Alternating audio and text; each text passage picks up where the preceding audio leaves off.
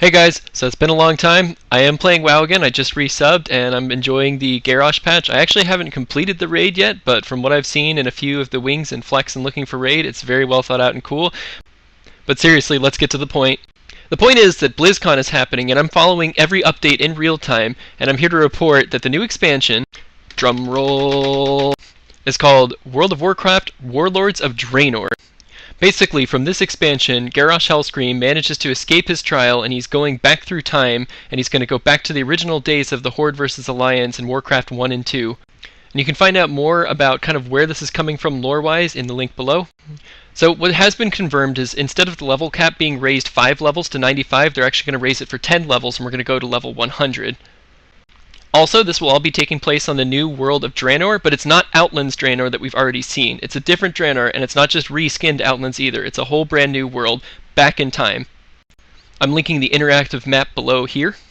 The biggest news that they're doing with this expansion is you're going to be able to insta-boost any character just once to level 90.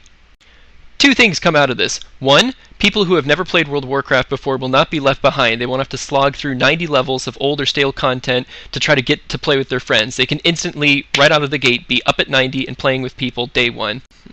Twofold, if you are an existing player and you have a million alts and you kind of like know what you want to do, or you have just one toon you really have an affinity for, you kind of just get a free race change out of it, or a free character move, or a free anything on a different server because you get that one character.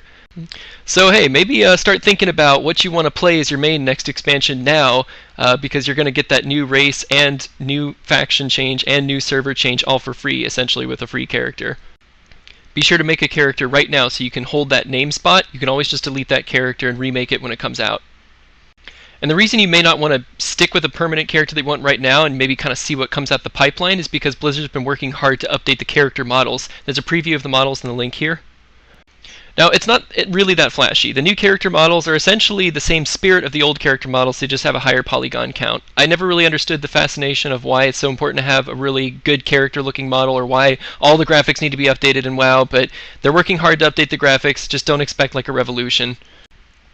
And you can't actually see all of the races yet, or all of the genders. The ones that are on preview in the link below are the male gnomes, the male dwarfs, they look really cool, and the male orcs. For those WoW vets out there, essentially the bad guys of the expansion, for now, are going to be the United Orc clans from Warcraft 2, if you remember the invasion of Azeroth. Frostwolf clan, Shadowmoon clan, Blackrock clan, Warsong clan, Bleeding Hollow clan, Shattered Hand clan. When you buy the expansion, that portal to Draenor, which is kind of where Outlands is going to turn red. That's the red dark portal that's going to take you back in time, and we're going to be in a suicide mission to go back and kind of stop this. The way this is going to be delivered to us is kind of going to be like the way that the old Death Knight, that starting experience is, where it's kind of like an instance content solo for the first, 5 levels of being a Death Knight or 3 levels of being a Death Knight. And once you're kind of like out in the world, you'll be able to go with your faction to where they're going to set up home base. For Horde, they're going to set up home base in a place called Frostfire Ride. Think like a volcano in a glacier. And the Alliance are going to set up camp in what will eventually be Black Temple in Shadowmoon Valley. But it's not the dead Shadowmoon Valley that we're familiar with Outlands. It's like, a lush jungle before it got all ruined. There's also going to be a few more throwbacks to Outlands, like the much larger and improved Shattrath City. And they're also finally adding something called player housing into the game, if you're familiar with EtherQuest. Basically, you know how when you go to your farm right now, currently, Missa Pandaria, it's kind of like a solo instance little thing where you have your spot right there in the world? Think that, but on a much larger scale. That's what player housing is going to be. You're going to create your own little section of the world that's only visible to you, and you can have a resource generation thing and have these little hireable guys that go out and do instances and scenarios and stuff and kind of like collect things for you. So this is kind of like a little mini-game optional content kind of thing, kind of like pet battles. But it's cool, because aesthetically you get to build your little town and you can make it look the way you want. You can be upgrading stuff. For those who are progression focused, you can always be continually working to upgrade. And then those who like to kind of send out little guys to do things, you're going to have these little followers that are technically like NPCs, but you're controlling what they do and where they go. So you can kind of send them out on little quests or raids or missions and stuff, and they come back with more stuff, and they can use that to build things for you. And this building things for you never actually turns off. It's always goes in real time 24 hours. If you want to get to the point, basically, you want to set up this thing, and it basically makes epics over time for you, and then it will also give you a way to have access to professions that you currently don't have trained. Another quality of life is that they're fixing bags and unnecessary items that clutter up your inventory. We currently have a tab for pets and mounts. You're also going to have one now for the tabards. You're also going to have one for heirlooms, and you're going to have one for those toys, which are basically those vanity items. You can also highlight some of the items in your inventory that are like special or your favorites, and then you can recall the favorites faster. You'll have like a favorites tab, bookmarks, think that. And bags kind of work like an email system now. If you have something that's new that wasn't there the last time you looked at your bags, it's highlighted as soon as you open them. Junk mail or vendor trash, the shit you pick up that you have to sell and it's not really worth anything else, that's labeled with a certain icon now. Any of the items that you collect for a quest or anything that you're using for a quest won't be in your bags, it'll be in that bar on the right. And here's the kicker, if you're a crafter or you're using things that have crafting materials, you can now use those at any of the crafting stations from your bank. Another quality of life change they're giving for the noobs, there's a new thing called Adventure Guide, and it's going to teach you like kind of what you can do, and it's going to do things that are specific to your character. This thing is also kind of like a dungeon journal for the entire game. It's going to tell you like, hey, this is what you can and should be working on, and these are the raids that you're ready for, and this is where you can go. Okay, so speaking of raids and dungeons, there are 7 dungeons, and there are 3 for max level. A revised Upper Blackrock Spire is one of those dungeons. All the dungeons are going to have the normal, the heroic difficulty, and challenge modes again. 2 announced raids so far, Highmall and Blackrock Foundry. Together the 2 of them have 16 bosses. We're going to see some more world bosses. That flexible system for flex raiding where you can have any number of people in your party is going to be extended to the 10 and 25 man difficulties for both normal and heroic. Another quality of life with that flex scaling is that when you're in Raid Finder, if you lose people and you're waiting for the group to fill, it'll scale down. And the icing on the cake for the hardest of the hardcore, they're introducing Mythic difficulty. Mythic difficulty is a 20-man raid, not 25, a 20-man fixed raid. It's super hardcore!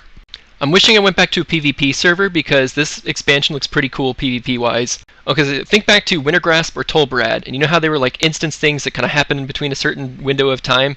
Okay, think that, but think it's going all the time, like 24/7. It's called Ashrin. It's this little PvP zone that's basically a 24-hour, 7-day-a-week hotspot where you can just run and kill people at any time and just do whatever the hell you want. Although, unlike our old PvP instance things that they had between those fixed times, this one won't be dead because it's going to use cross-realm technology to ensure that there's always people out there you can kill. I mean, it's kind of, think of it like a ganker's wet dream. There are going to be siege vehicles in this new zone. There's some cool stuff going on in arenas and battlegrounds too. There's a new UI update that's going to show you kind of like a little bit more clearly than the current UI where you're supposed to go, what you're supposed to do, and what's happening. At the end of this battleground or arena, you'll also now have a chance to win some bonus items, some BOEs, or random shit. And you're also going to have this overtime weekly quest you can do to keep upgrading your stuff, and it's going to be PvP specific.